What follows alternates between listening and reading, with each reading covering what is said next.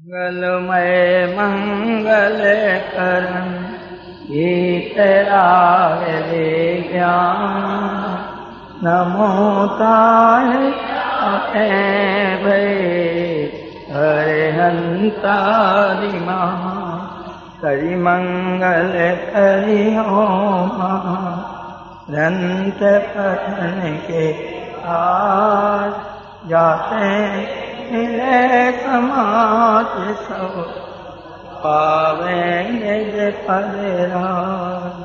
ओम शांति। 10 लाक्षण महापर्व के दिनों में आज अपना तीसरा दिन है, उत्तम आर्जव धर्म का दिन। पिछले 2 दिनों में अपनी क्या बात चली है उसे 2 मिनट केवल अपन दोहरा रहे हैं। पिछले दिनों में ये बात चली अपनी, हे जगत के भव्य जीवों, अनादि से जीव को विषयों की इच्छा होती है, कषाय होती है, पर पदार्थ में स्तनिष की कल्पना होती है, सुख की श्रद्धा नहीं होती, सुख के संबंध में अन्यथा उपाय करता है। इन सब का मूल कारण एक मिथ्या दर्शन है। ये बात अपनी चल चुकी। दूसरी बात कल ये चली कि हमारे संतों ने सारी जिनवाणी चारों अनुयोगों के माध्यम से निश्चय व्यवहार की मुख्यता से लिखी है। चारों अनुयोगों का तात्पर्य एक वीतरागता है।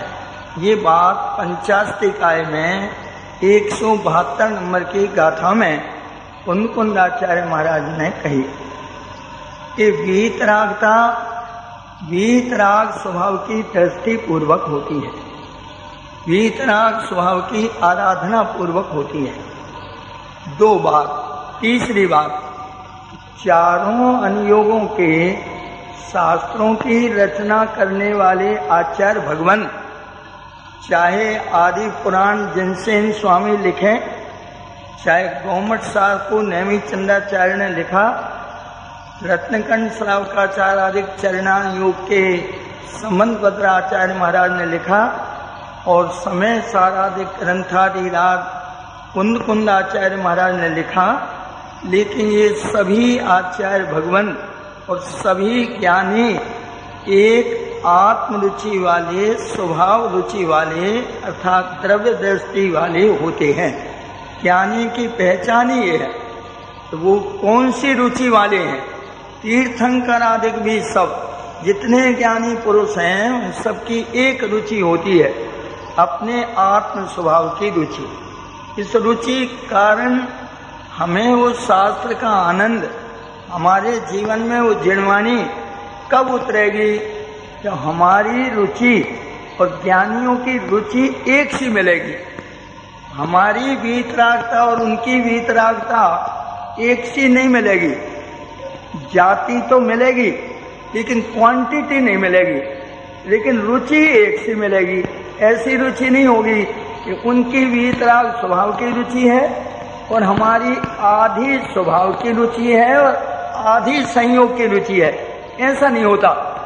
रुचि एक ही प्रकार की होती है, चाहे तो स्वभाव की माने द्रव्य स्वभाव की रुचि हो और चाहे संयोग की, भोगों की, विषयों की, अनेकों की रुचि हो, एक द्रव्य स्वभाव को छोड़कर। ये बात बड़ी महत्वपूर्ण है। कारण क्या है ये समझ लेना चाहिए। कारण ये है कि अपने अंदर में जितना भी पाप आदि का परिणाम चलता है वो परिणाम लिमिटेड है।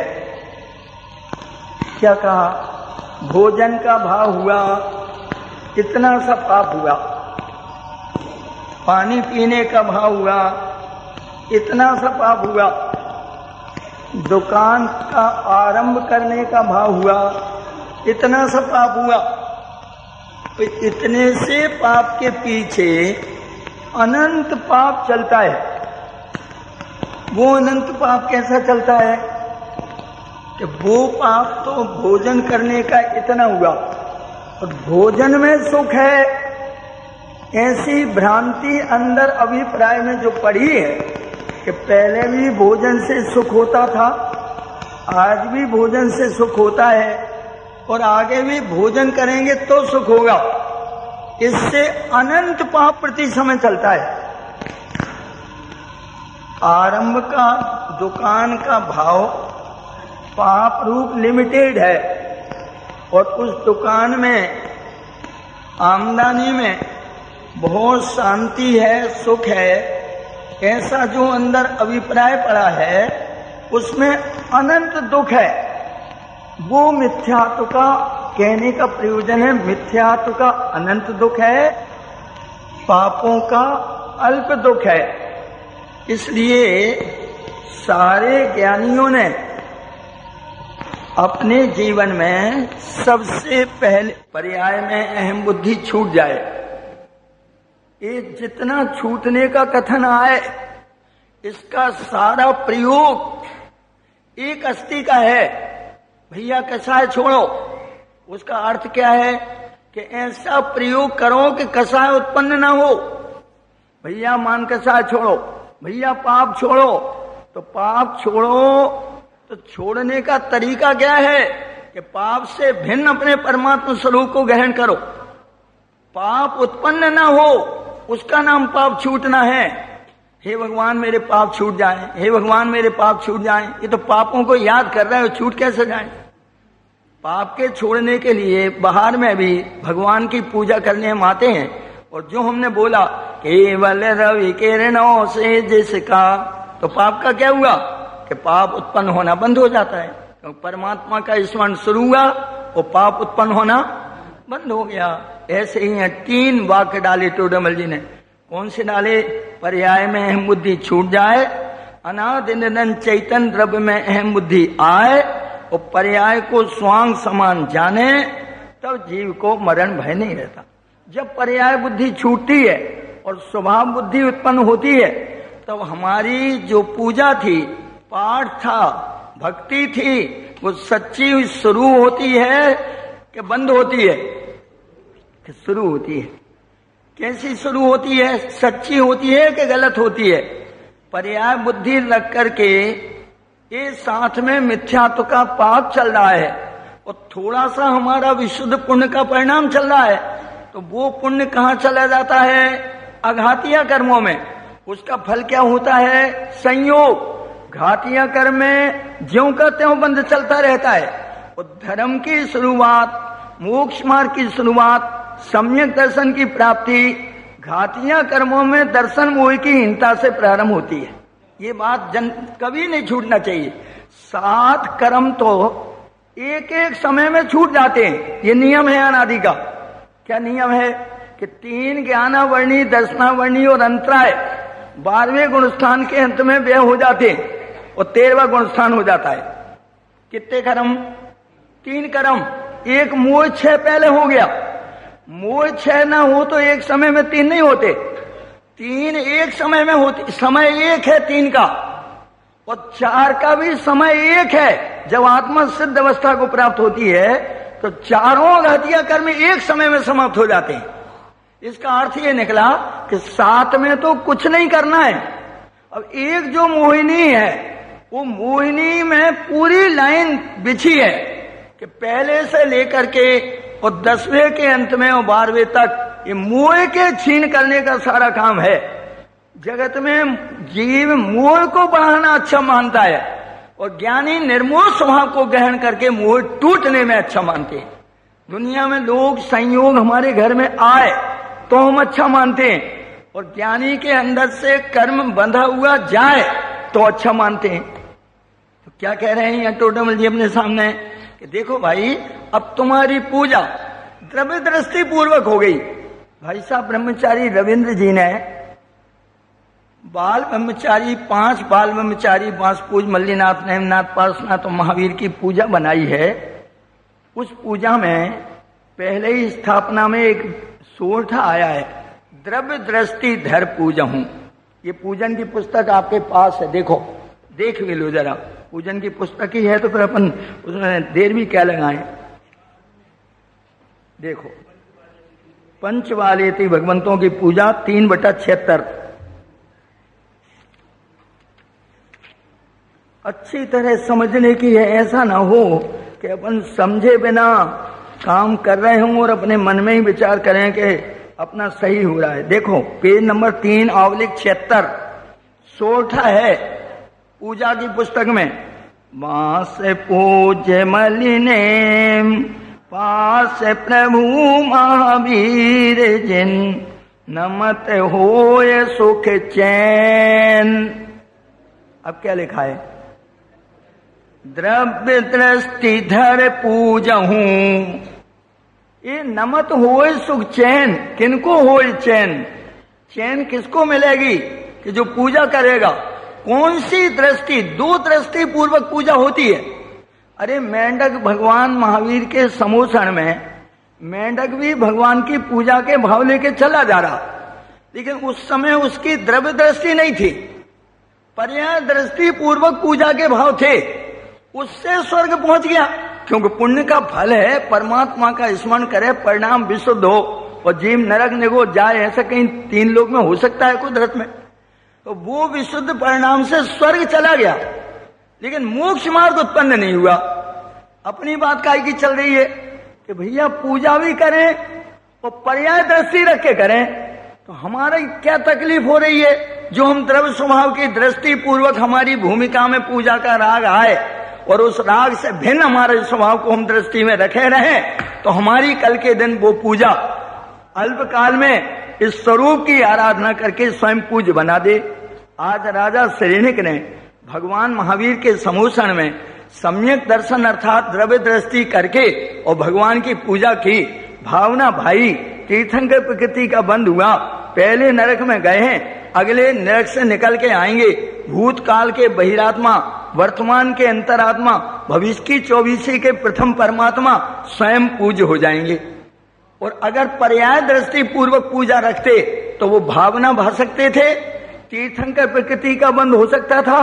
अनंत काल में किसी को तीर्थंकर प्रकृति का बंध हो सकता है क्या पर्याय दृष्टि वाले को? एक एक बात विचार करो। भावना नहीं हो सकती तुम्हारी सोल है, भावना तो भाई नहीं सकते सम्यक। ये सम्यक भावनाएं भाने का काम तीर्थंकर प्रकृति बांधने के लिए ज्ञानी नहीं भाते। ये बांधने के लिए और बंधन को अच्छा मानने वाले तो पर्याय दृष्टि वाले होते हैं। द्रव्य दृष्टि वालों को तो द्रव्य स्वभाव की दृष्टि पूर्वक सहज इस प्रकार की भावनाएं होती हैं, और उन भावनाओं में अगर कोई जीव की ऐसी योग्यता हो तो तीर्थंकर प्रकृति का बंध बन जाता है। ज्ञानी सबको ही बन जाता है, ये जरूरी नहीं है, और बंधने की जिनको योग्यता है उनको सहज में बन जाता है। अब देखो यहाँ शब्द क्या डाला है, पूजन में से निकाल रहे हैं बंद। क्या डाला है? नमत होए सुख चैन, द्रव्य दृष्टि धर पूजहूं। हे परमात्मा, मैं आपकी जैसी द्रव्य स्वभाव की दृष्टि है, आपने जैसा उपदेश दिया है, ऐसे ही मैंने अपने द्रव्य स्वभाव को अपनी दृष्टि में लिया है।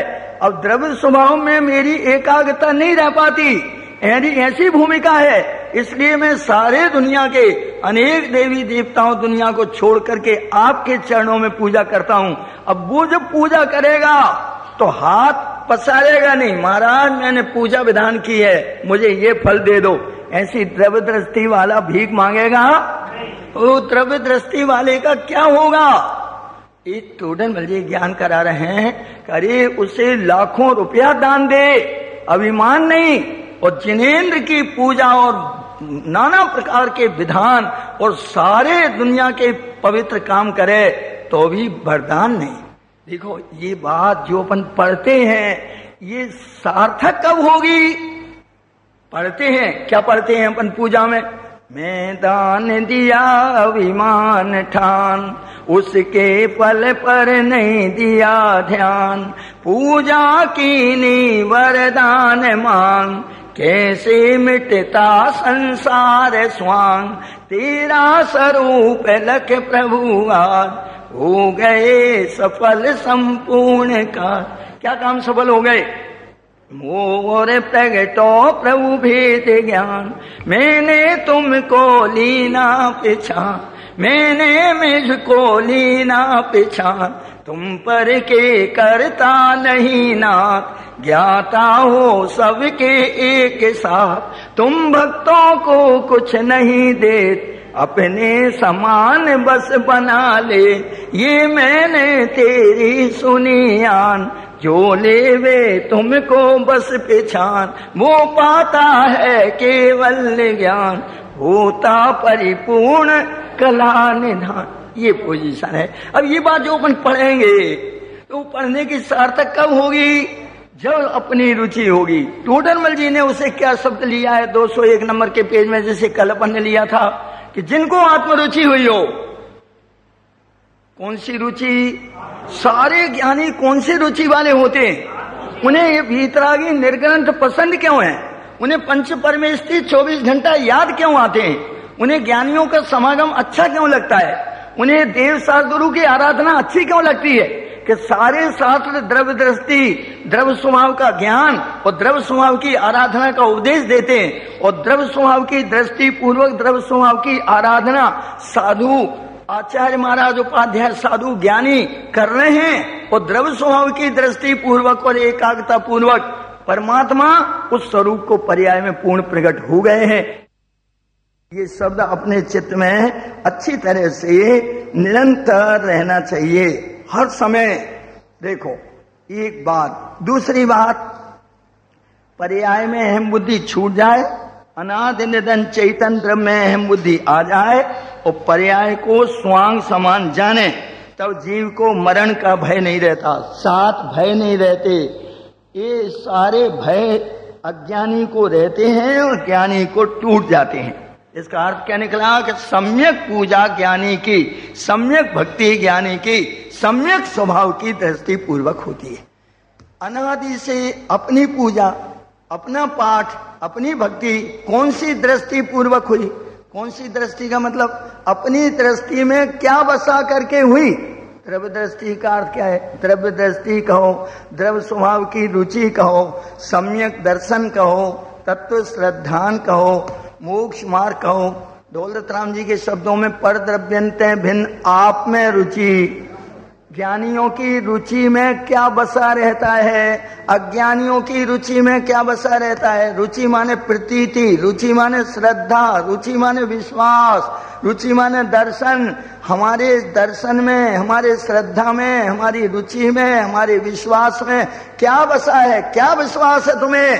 कि हमें ये विश्वास है कि मैं मनुष्य हूं, कि नहीं अब तुम ऐसा विश्वास करो कि ये मनुष्य का स्वांग है और मैं स्वांग से भिन्न, मैं ज्ञान दर्शन स्वभावी आत्मा हूं। यही तुम थे, पहले तुमने विश्वास नहीं किया इसलिए चक्कर खाते हुए आ रहे हो, और अभी भी विश्वास नहीं किया तो चक्कर खाते हुए चले जाओगे, और अभी विश्वास किया तो स्वांग बदल जाएगा, और अंदर से स्वभाव सम्यक दर्शन ज्ञान चरित्र जैसा स्वरूप है वो स्वरूप पर्याय में प्रकट हो जाएगा। जीवन की शांति तुम्हारे हाथ में आ जाएगी। उस बात को यहाँ टोडरमल जी साहब कह रहे हैं। बहुत बड़ी शांति की बात है। एक एक चीज को, इससे फायदा क्या होंगे कि नाना प्रकार की जब स्वभाव की दृष्टि होगी तो बार बार आपका और हमारा उपयोग किधर आएगा? बार बार इधर आएगा, क्योंकि जिसकी रुचि होती है उस तरफ परिणाम की धारा चलती है। परिणाम की धारा का ये नियम है कि पर्याय बुद्धि जब तक होती है तब तक हमारे परिणामों की धारा पर पदार्थ की ओर बहती है। पाठ तो हम ऐसा पढ़ेंगे, कैसा पढ़ेंगे? मैं रहूं आप में आप लीन, सो करो हो जो निराधीन। हे भगवान मेरे को ऐसी स्वाधीनता प्राप्त करा दो कि मैं अपने स्वरूप में लीन हो जाऊं। तो ये पाठ पढ़ सकते हैं लेकिन अनंत काल में लीन नहीं हो सकते। कब तक? कि जब तक पर्याय में अहम बुद्धि है। पर्याय में जब तक अहम बुद्धि होती है तब तक परिणामों की धारा पर पदार्थों के ओर बहती है, और जब स्वभाव में अहम बुद्धि होती है तब परिणामों की धारा स्वभाव सन्मुख होने लगती है। धारा अपने आप बदल जाती है। अपन पढ़ेंगे, बोलते रहेंगे, अपन क्या बोलेंगे, परिणाम विशुद्ध होंगे, महान पुण्य बंधेगा। लेकिन बंधन करने के लिए अपन आए हैं कि बंधन से मुक्ति करने का प्रयत्न करने के लिए आए हैं? बंधने का काम तो कितने बार हो चुका। तो बंधने के साथ में मोक्ष मार्ग चले और उसकी वृद्धि हो, ये चतुराई है। तो अपन बोलते हैं, देखो, और बोलने में ये ध्यान भूल जाते हैं कि क्या बोल गए। जैसे देखो, आप अपन स्तुति पढ़ रहे हैं, रोज बोलते हैं, कल्पना करो, कभी कभी तो बोलते हैं, सबको याद भी है। सकल गे की स्तुति दौलत राम जी की, उसमें एक पंक्ति आई है, अब काल लब्धि बलते दयाल, तुम दर्शन पाए भयो खुशहाल। हे भगवान, आपके दर्शन हो गए, मुझे खुशहाली छा गई। तो भगवान ने कहा, और क्या हुआ, बोलो। कि मन शांत भयो, मन में शांति आ गई। और क्या हुआ, कि मिटो सकल द्वंद, सारे द्वंद मिट गए, मन में शांति आ गई, आपके दर्शन हो गए, मेरी काल लब्धि आ गई। लेकिन जो असली बात थी वो अपने चित्त से बोलने के बाद भी हट गई। वो कौन सी थी असली? असली कौन सी थी? कि चाखो, चख लिया, मैंने चख लिया महाराज। क्या चख लिया? क्या चख लिया? तुमने क्या चख लिया? कि तुम्हारी काल लब्धि आ गई, तुम्हारे दर्शन, परमात्मा के दर्शन हो गए।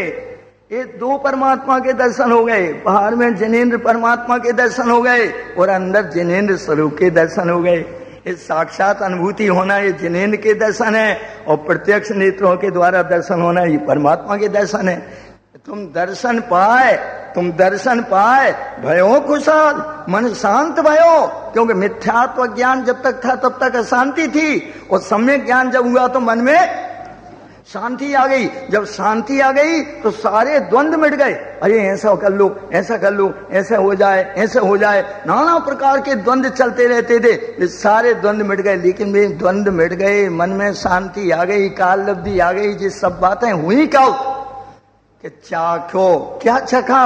स्वातम रस दुख निकन।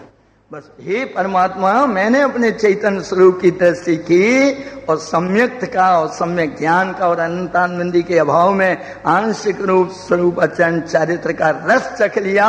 हे परमात्मा, मेरी काल लब्धि आ गई। अब मोक्ष मार्ग पूर्वक मुक्ति जाने से मुझे कोई रोक सकता?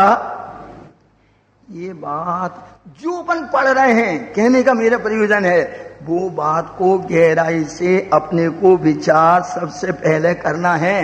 ये बात ध्यान रखना है कि अपना घातिया कर्मों में हीनता मिथ्यात्व के अनुभव का गलने का काम चालू है कि नहीं। ऐसा तो नहीं है कि काम धर्म के साधन हो रहे हो और मिथ्यात्व का अनंत बंद हो रहा हो। ऐसा तो नहीं है कि इतना मिथ्यात्व का बंद करके पहले आए हैं और इस पर्याय में और उसकी श्रृंखला बढ़ा के दूसरी गति में चले जाएं। अरे पुण्य मान के हम यहाँ से स्वर्ग में दूसरे में चले गए, लेकिन अंदर स्वरूप की रुचि और वीतराग स्वरूप की रुचि नहीं हुई, और रुचि भोगों की पड़ी रही, और भोगों की रुचि के पूर्वक विशुद्ध परिणाम से वैमानिक देव के दूसरे स्वर्ग में हम चले गए। तो भी वो रुचि फटाक से सामने आएगी जब वासना, और जब हम भोगों में चिपटेंगे तो सारी जिनवानी क्या कहती है कि ये जो विमान वासी उठा है, सम्यक दर्शन बिंदु पाए। सम्यक दर्शन बिंदु पाए माने अपने आत्म स्वरूप की रुचि बिंदु पाए, स्वरूप दृष्टि बिंदु पाए, तत्व श्रद्धान बिंदु पाए, ये परम पारणविक भाव कारण परमात्मा को ही अनुभूति बिंदु पाए। तय तय चय था वर्तन धरे यो परिवर्तन। अब बताओ आप क्या करें इसको? ये क्या लाइन है? 12 भावना पढ़ो मंगत राय जी की तो फिर वहीं आ गए। भोग पुण्य फल, भोगो पुण्य का फल। अरे पुण्य के फल को तो अज्ञानी भोगता है, ज्ञानी तो अंदर वीत राग स्वभाव को रत्नात्रय को भोगने वाला है। अज्ञानी फल को संयोग को भोगेगा तो पाप करा के नरक जाना ये ज्ञानी का काम नहीं है, ये तो अज्ञानी का काम है। और अज्ञानी क्या भोगता है? भोग पुण्य फल। और उसका फल क्या हुआ? पुण्य का फल भोगा, उसका फल क्या हुआ? कहो एक इंद्री क्या इसमें लाली, कुतवाली दिन चार बही फिर खुर पौड़ डाली। ये बात अपन पढ़ते हैं लेकिन अपने चित्त में आना चाहिए। इस स्वर्गों में तो ज्ञानी भी जाते हैं, लेकिन स्वर्गों में दिखते हैं और रहते कहाँ हैं? स्वरूप की दृष्टि करके। स्वर्गों में आनंद दिखता होगा ज्ञानियों को, एक परमाणु से लेकर के सारे विमान के देवों में और कितने भोगों में और कितने संयोगों में किसमें आनंद दिखता होगा? संयोग में दिखता होगा कि भोगों में दिखता होगा? कि अरे भोगों में दिखे तो भोगों को छोड़ करके उस स्वरूप की आराधना में कैसे जीव लगे, कैसे वे ज्ञानी हैं। देखो कि वहां एक ज्ञानी स्वर्गों में जाता है तो समोषण में जाता हुआ धर्म आराधना करता है, जैसे सुबह अपन ने कहा था, जैसे नचार्य महाराज की टीका। दूसरा ज्ञानी जाता है तो भोगों में फंस जाता है। फंसेगा कौन? जो स्वरूप से च्युत होकर के विषय की वासना वाला होगा, वो विशुद्ध परिणाम से स्वर्ग में भी जाएगा तो वहां चक्कर खा करके फंस जाएगा और नीचे आ जाएगा। और जो स्वरूप दृष्टि वाला होगा वो वहां धर्म साधन करके नीचे आके और संयम धारण करके और मोक्ष को चला जाएगा। वो बात अपने चित्त में अच्छी तरह लेने की है, बार बार अपने से कही जाएगी। पूजन करना धर्म है, पाठ करना धर्म है, निश्चय धर्म है कि व्यवहार धर्म है, कि व्यवहार धर्म है। तो जब अपने से ये कहा जाए कि व्यवहार धर्म है तो उसका अर्थ क्या समझना कि व्यवहार धर्म का अर्थ है पुण्य और निश्चय धर्म का अर्थ है सच्चा धर्म वीतराग भाव। क्या कहा? ये क्या है? ये हम उपवास कर रहे हैं, नियम संयम कर रहे हैं, ये सब क्या है कि व्यवहार धर्म है। तो व्यवहार धर्म का अर्थ क्या समझना कि यदि हमारे परिणाम विशुद्ध हैं, तृष्णा कम है, राग घटा है तो पुण्य भाव है। और निश्चय धर्म है, इसका अर्थ क्या है? वीतराग भाव। निश्चय धर्म माने स्वाश्रित धर्म। ये बात देखो ज्ञानियों की अच्छी तरह से 213 पेज निकालो, आपको निकाल के बताता जाऊं थोड़ा, तब आपको ख्याल में बराबर आएगी। वही ये लिखा कहाँ है सारी बातें। 213 नंबर का पेज मोक्ष मार्ग प्रकाशक में देखो, व्यवहाराभासी मिथ्या दृष्टि का प्रकरण प्रारंभ हुआ है। 4 प्रकार के मिथ्या दृष्टियों का निरूपण किया है टोडरमल जी साहब ने। इस मिथ्यात्व को तोड़ाने के लिए निश्चयाभासी भी मिथ्या दृष्टि पर्याय बुद्धि वाला है, व्यवहाराभासी भी पर्याय बुद्धि वाला मिथ्या दृष्टि है, उभयाभासी भी मिथ्या दृष्टि है, और सम्यक के सन्मुख वाला यद्यपि मिथ्या दृष्टि है लेकिन मिथ्या छूट करके अल्पकाल में सम्यक हो जाएगा। देखो 213 पेज पे क्या लिखा है कि जिनागम में जहां व्यवहार की मुख्यता से उपदेश है उसे मान करके बारी साधनादिक का ही श्रद्धानादिक करते हैं, उनके सारे धर्म के अंग अन्यथा रूप होकर मिथ्या भाव को प्राप्त होते हैं। या ऐसा जान लेना कि व्यवहार धर्म की प्रवृत्ति से पुण्य बंध होता है, इसलिए पाप प्रवृत्ति की अपेक्षा इसका निषेध नहीं है। परंतु यहाँ जो जीव व्यवहार प्रवृत्ति से संतुष्ट होकर सच्चे मोक्ष मार्ग में उद्यमी नहीं होते, उन्हें मोक्ष मार्ग में सन्मुख करने के लिए उस शुभ रूप मिथ्या प्रवृत्ति का निषेध रूप निरूपण करते हैं। हम उसका जब निषेध करें तो तुम क्या समझना कि सारे ज्ञानी हमारा मिथ्या अभिप्राय तोड़ाना चाहते हैं। धर्म के साधनों को छोड़कर पाप में लगना ये अधोगति के जाने का रास्ता है। इसलिए टोडरमल जी ने इस मोक्ष मार्ग प्रकाशक को लिखते समय अपने सामने अपन लोगों को सामने रखा कि लोगों को सामने रखो मोहियों को, क्योंकि नीचे गिरने की बात जल्दी लोग ख्याल में लेते हैं, ऊंचे चढ़ने का ख्याल नहीं लेते। इसलिए टोडरमल जी ने नीचे लिखा, ये जो हम कथन करते हैं इसे सुनकर के तुम शुभ प्रवृत्ति छोड़ करके अशुभ में प्रवृत्ति करोगे तो तुम्हारा बुरा होगा, और यदि यथार्थ श्रद्धान करके मोक्ष मार्ग में परिवर्तन करोगे तो तुम्हारा भला। हमारा प्रयोजन ये धर्म के साधन छुड़ाना नहीं है, हमारा प्रयोजन तुम्हारे मिथ्या अभिप्राय को छुड़ाना है। क्योंकि हमारा प्रयोजन तुम्हारा बढ़िया दूध, शुद्ध दूध लगाया तुमने, गाय को नहला करके इतना बढ़िया दूध है और पी करके कितना संतोष होता तुम्हें, लेकिन तुमने ये क्या किया कि उसके पीते वक्त उसमें एक बूंद जहर की मिला दी और दूध पीते ही आदमी मर गया। दूध के पीते से आदमी मरता है क्या कहीं? तो क्यों मर गया? ये मर इसलिए गया कि उसमें जहर की बूंद मिली थी। ऐसे ही तुमने धर्म का साधन किया लेकिन उसमें मिथ्यात्व रूपी जहर की बूंद मिली थी, इसलिए उसका 60 में अनंत पाप हो गया। बहुत बड़ी विचित्र बात है। भगवान कुंकुंडाचार्य को 69 गाथा से 144 गाथा तक कर्ता कर्म अधिकार चल रहा है। ये सारे कर्ता कर्म अधिकार का पूरा अगर एक शब्द में अपन पूछे आचार्य महाराज से कि महाराज इतनी सारी गाथाएं आज चली विधान में, इनका एक शब्द में मर्म बता दो, तो आचार्य कहते हैं बस एक शब्द में ये मर्म है कि अगर तुम्हारी ये कर्ता स्वभाव की दृष्टि हो गई तो कर्ता बुद्धि टूट गई और ज्ञाता बुद्धि हो गई, तुम धर्मात्मा हो गए। वाह महाराज, इतने से में धर्मात्मा हो गए? अरे तुम्हें मालूम नहीं, तुम समझ नहीं रहे। तुम क्या सोच रहे हो कि मैं काम भी कर लूं, मैं ये भी कर लूं, जरा 1 मिनट की छोटी सी बात कहता हूं मैं आपको, जरा ध्यान दीजिए। यद्यपि आपको हंसी आएगी, लेकिन ऐसी हंसी का काम अपन ने किया है।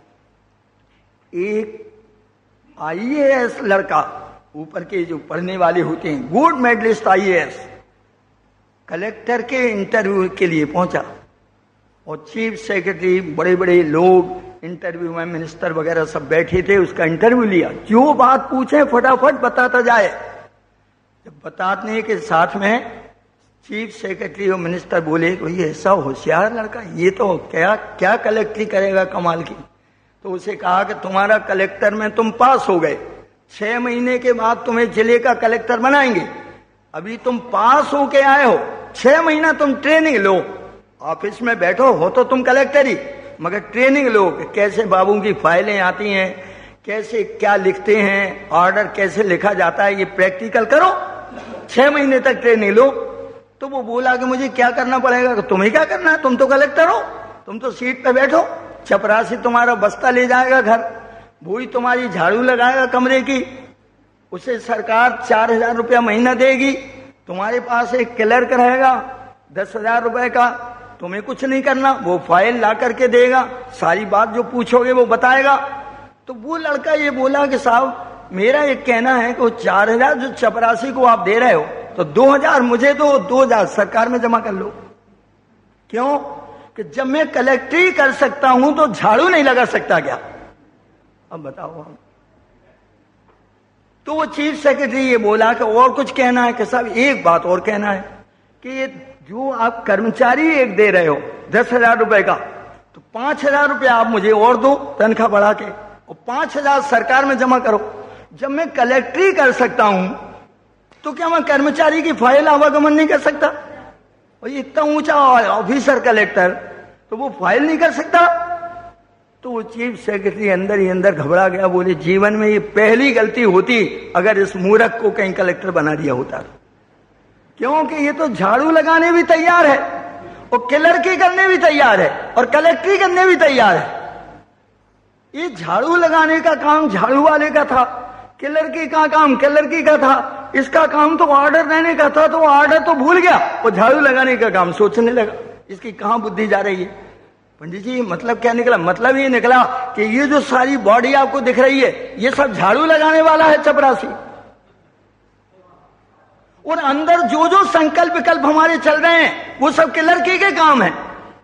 और अंदर मैं आत्मा ज्ञान दर्शन स्वभावी कलेक्टर की अपने चैतन्य की कुर्सी पर बैठ करके देखता न रह करके और ये कहूं कि झाड़ू किसने लगाई है? अरे ऐसी झाड़ू लगा के तो बता दे कोई मैंने लगाई है, और ऐसे विकल्प करके तो कोई बता दे मैंने किए हैं। तो विकल्प का भी मैं करता हूं और परद्रव्य का भी मैं करता हूं, क्योंकि मैं ज्ञाता को भूलता हूं। बहुत बड़ी विचित्र बात है, थोड़े से टाइम में क्या कही जाए। आचार्य महाराज तो लिखते लिखते थक गए और वो कह रहे हैं कि हम तुम्हें कैसे समझाएं। पंडित जी ये जो बात चल रही है इनका प्रयोजन क्या है वो बताओ। कि इनका प्रयोजन एक है, वो क्या है कि कोई भी धर्म का साधन करो, उस साधन के करने के पहले उसके स्वरूप को अच्छी तरह समझ लो, और स्वरूप समझ के उसकी श्रद्धा पक्की रखो। फिर उस रूप काम कम हो कि ज्यादा हो प्रवृत्ति में उसकी छूट है, लेकिन श्रद्धा में गलती होने की छूट नहीं। क्या मतलब निकला? जैसे कल्पना कीजिए कि भाई आज क्या है आपका, कि हमारा उपवास है, बहुत बढ़िया है, अच्छा काम किया आपने। अब एक काम और करो कि उपवास किसे कहते हैं ये समझ करके श्रद्धा और कर लो, फिर उपवास करो। हम उपवास की मना कर रहे हैं क्या? कि मना तो कर रहे हो, मना क्या कर रहे हैं? हम तो ये कह रहे हैं कि उपवास किसे कहते हैं ये समझने में क्या बुराई है? कि नहीं साहब हमें समझना नहीं, हमें तो करना है। क्या करना है? क्या करना है? कि उपवास करना है। तो समझ तो लो कि उपवास ऐसे कहते हैं, कि वो समझ लेंगे तो हम कर ही नहीं पाएंगे। तो बिना समझे तुम कर रहे हो तो वो हो रहा है। ये बहुत बड़ी कैसे कहें, क्या कहें, समझ नहीं आती। यानी हम समझने तैयार नहीं है और श्रद्धा करने तैयार नहीं है, करने तैयार है। और ये समझ ही नहीं रहे कि वो हीरे जवाहरात का व्यापारी व्यापार करने के लिए तैयार हो रहा है, और उसे ये कहा जा रहा है ये करोड़ों के लेन देन रोज हीरे के होंगे, तो मेहरबानी करके तुम 6 महीना तक जो हीरे के जानकार हैं वहां उसकी ट्रेनिंग लेकर के और उसकी अच्छी तरह एनालिसिस बराबर सीख लो कि ये हीरा है और ये कांच है, इतनी जानकारी तो कर लो। तो बोले साहब हमारे 6 महीना क्यों बर्बाद करवा रहे हो, इतने में तो हम लाखों कमा लेंगे। कि कमा लोगे कि तुम्हारे कमाए बर्बाद हो जाएंगे। ये थोड़े से विचार करने की बात है। अच्छा पंडित जी आप बता दो कि चलो हम उपवास है, अब हम समझना चाहते हैं कि जनवाणी में उपवास किसे कहा है। तो जरा 231 नंबर का पेज निकालो, किसे कहा है, किसे कहा है। अपन तो शास्त्र सामने है तो समझ लो, श्रद्धा कर लो। तुम्हें मना कब कर रहे हैं हम? अरे भाई हम समझने की कह रहे हैं तो कोई बुराई है क्या, और श्रद्धा करने की कह रहे हैं तो बुराई है? नहीं पंडित जी कोई बुराई नहीं है। अगर आप ये कहते हैं कि नहीं उपवास मत करो तो बुराई लगती है हमें कि लो बताओ पर्व के दिन चल रहे हैं और हम उपवास करें और मना करते हैं हमें। तो मना कब कर रहे हैं हम तो ये कह रहे हैं कि ये किसे कहते हैं ये बात समझ लो और समझ करके श्रद्धा कर लो और फिर तुम काम करो। काम करने की तो बात ही है, उस समझने का और श्रद्धा करने के बाद फल तो उससे ही होना है। तो अब देखो 231 नंबर के पेज में टोडरमल जी ने क्या शब्द लिया है, नीचे गाथा डली है उसका नीचे का शब्द है, जहां कषाय विषय और आहार का त्याग किया जाता है। मिला के नहीं मिला? जिनके पास मोक्षमा प्रकाशक उन्हें मिला के नहीं मिला? हम बराबर ये काय के लिए चल रही है कि पंडित जी इसलिए बता रहे हो आपके कल से उपवास कोई ना करे, इसलिए बता रहे हैं, इसलिए बता रहे हैं, इसलिए बता रहे हैं कि तुम्हारा जीवन में ऐसा उपवास हो कि तुम्हारा मोक्ष मार्ग मुक्ति हो जाए। एक उपवास नहीं हुआ पूरा भरत जी का, जरा सोचो तो केवल ज्ञान हो गया। सवेरे तो दीक्षित हुए थे, घंटा भर में तो बाजे बजने लगे ऊपर, रानियां तो देख नहीं पाई उन्हें मुनि दशा में। हजारों रानियां बैठ बैठ करके चली जा रही रथों में और वहां ऊपर से देवता भरत हमारा भगवान की जय हो, भरत भगवान की जय हो। तो सारी रानियां और 60,000 बेटा बोले भगवान भरत की जय मत बोलो, मुनिराज भरत की जय बोलो। तो देवता बोले नहीं महाराज, अरे मुनि दशा भी हो गए और भगवान भी बन गए। बोले वाह कमाल हो गया, अरे हम तो मुनि दशा में देख ही नहीं पाए, इतने में तो केवल ज्ञान हो गया, एक दिन का उपवास पूरा नहीं हुआ।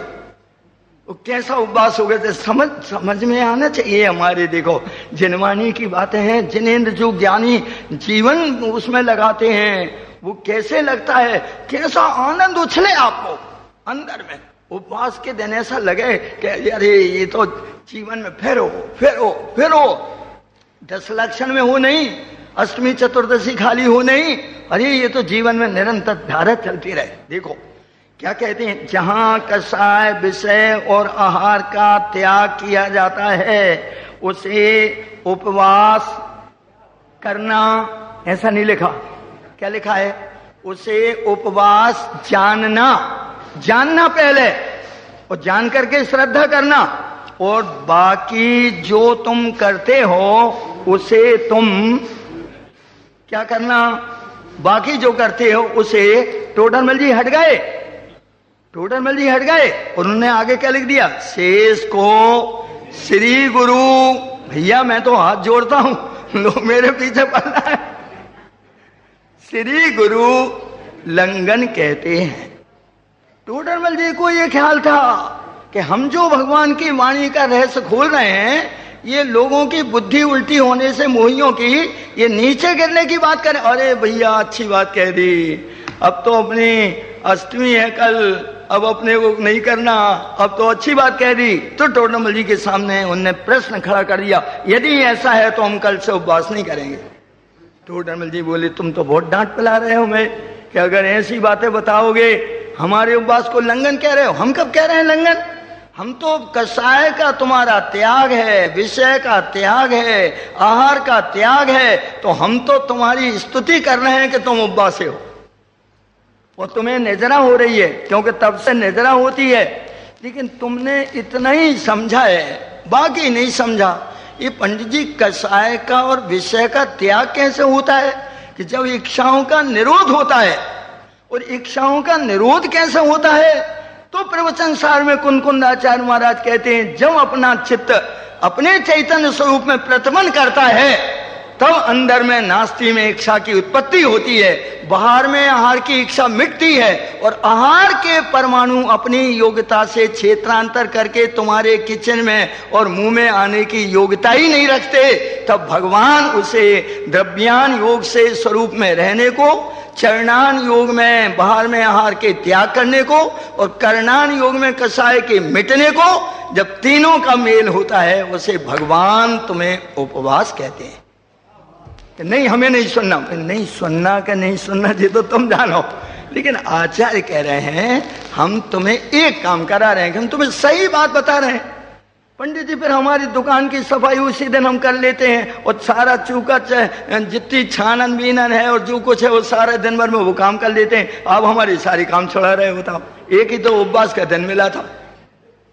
वाह भैया वाह, खूब बढ़िया बात कही।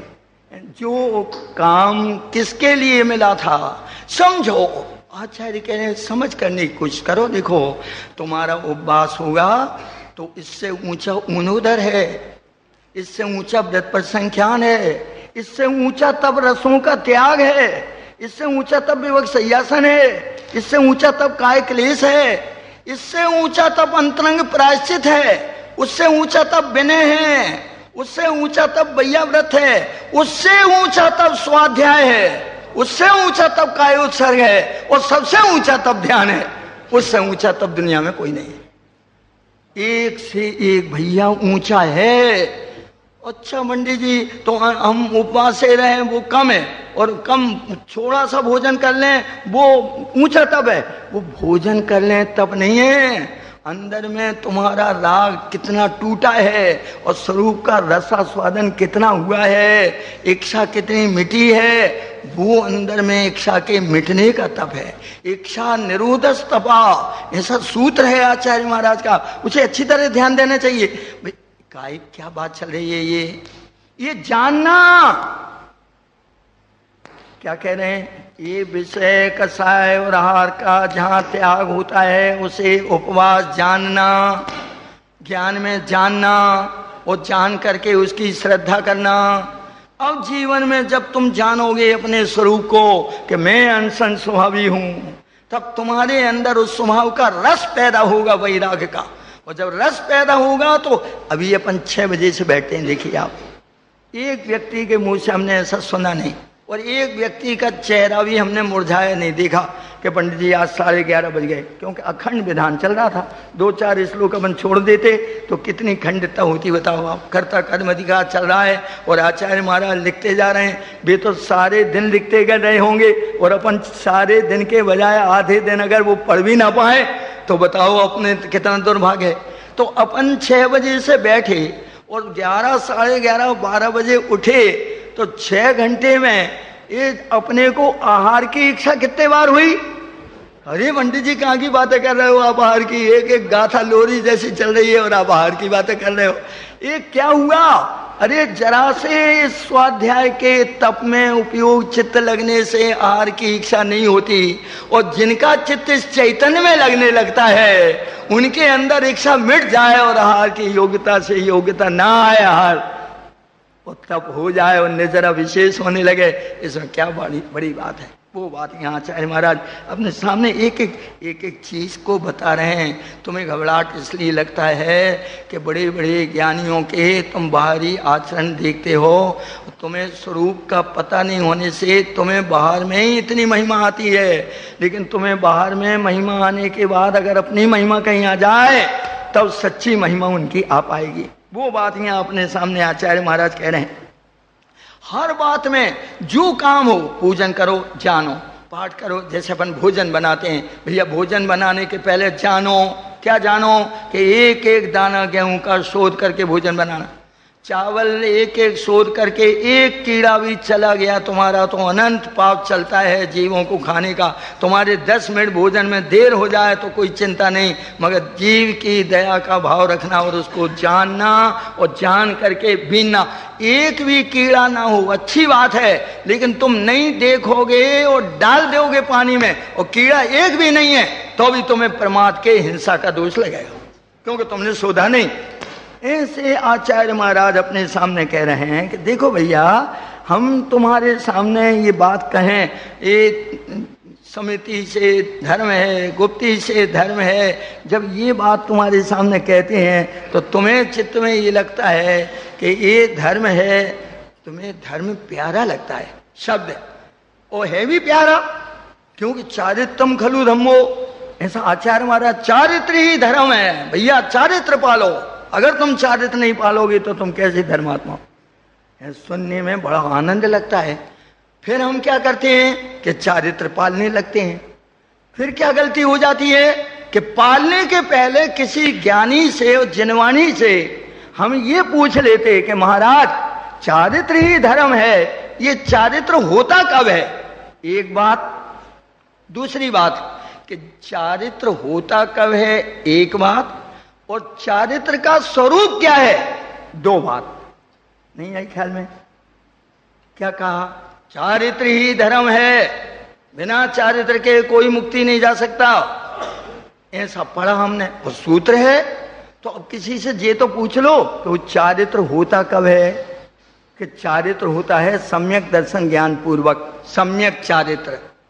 बाकी चारित्र नहीं होता, चारित्राभास होता है, व्यवहाराभास होता है, चारित्र नहीं होता।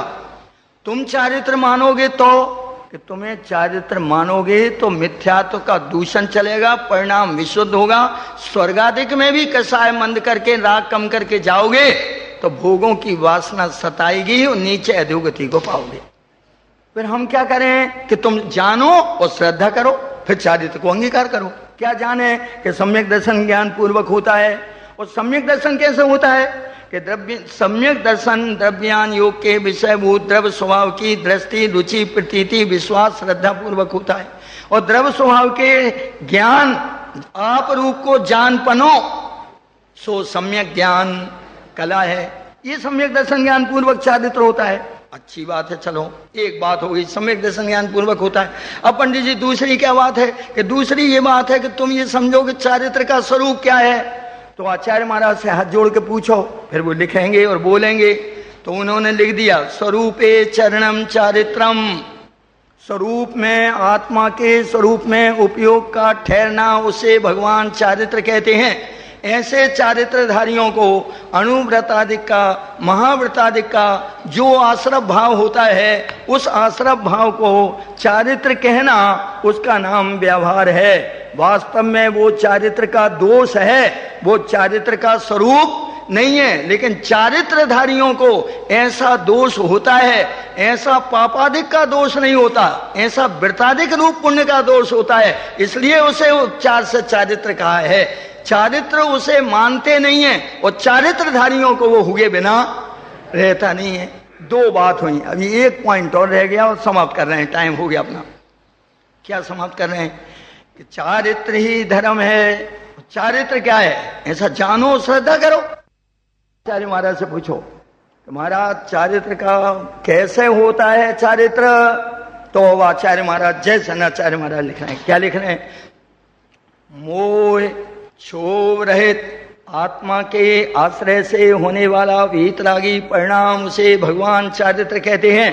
मोह माने मिथ्यात्व, क्षोभ माने राग देश से रहित जो आत्मा के आश्रय से होने वाला परिणाम है, उस परिणाम को भगवान चारित्र कहते हैं। वो चारित्र धर्म है। धर्म के साथ में कर्म भी होता है। कब तक? जब तक धर्म की पूर्णता परमात्मा दशा में नहीं हो पाती। अकेला धर्म होता है केवल ज्ञानियों को, और अकेला कर्म होता है अज्ञानियों को। ज्ञानियों को धर्म के साथ में कर्म होता है, लेकिन कर्म में धर्म का भरम नहीं होता। और अज्ञानी को कर्म होता है और कर्म में धर्म का भरम होता है, इसलिए उसे मिथ्यात्व साथ में चलता है। ये बात बगल में देखने की है। पंडित जी ऐसी बातें मत बताओ, सच्ची सच्ची बातें बताओगे तो हमारा क्या होगा? हमारा क्या होगा? हमारा मोक्ष मार्ग मुक्ति होगी, और क्या होगा? अरे हम आचार्यों की बात पढ़ेंगे, जानेंगे, श्रद्धा करेंगे तो जीवन अंदर से पवित्र होगा। अंदर से चारित्र का अंकुर होगा, स्वरूप चारित्र का अंकुर होगा। जब हम देश वृत्ति होंगे तो देश चारित्र होगा, और पाप से एक देश निवृत्ति होगी। जब हम मुनि दशा में होंगे महावृत्ति, सकल चारित्र होगा। अभी क्या पोजीशन हुई कि चारित्र का स्वरूप समझे बिना और श्रद्धा किए बिना सही और चारित्र का बाहर में व्यवहार धारण किया तो विशुद्ध परिणाम से 9वें ग्रहवक चले गए, मगर मिथ्यात्व का ही बंध नहीं टूटा तो अवृत्ति का टूटना तो बहुत दूर की बात है। और ये स्वरूपाचरण चारित्र की कणिका नहीं जगी, देश चारित्र नहीं हुआ, सकल चारित्र नहीं हुआ और चारित्र के धारी हम बन गए तो गोते ज्यों के त्यों खाते जा रहे। अगर कहीं हम सम्यक दर्शन ज्ञान पूर्वक स्वरूप की रमणता से चलते और फिर धर्म के साथ कर्म होता और कर्म माने हीन होता जाता, धर्म बढ़ता जाता, धर्मी की एकाग्रता होती जाती तो एक दिन ऐसा होता कि कर्म टूट जाता और धर्म की पूर्णता हो जाती। देखो लाइन ध्यान में देने की है, टालने फेरने वाली बात नहीं है। जीवन बड़ी मुश्किल से मिला है, श्रद्धा करने की बात चल रही है। अच्छा एक लाइन पढ़ लो, चलो 226 पेज में, हमेशा याद रखना, आपको ध्यान दिला दें ताकि जिंदगी भर याद रहे। 226 नंबर का पेज नंबर 226, मोक्ष मार्ग प्रकाशक। देखो नीचे लिखा है सो ऐसी दशा ना हो, ऐसा लिखा है नीचे। मिला क्या? मिल गया, बहुत बढ़िया। ऐसी दशा ना हो, उसके ऊपर की एक लाइन जरा कि इस प्रकार ये दोनों हे हैं, दोनों हे माने पुण्य पाप दोनों हे हैं। अब हे का अर्थ भी कल चलेगा अपना।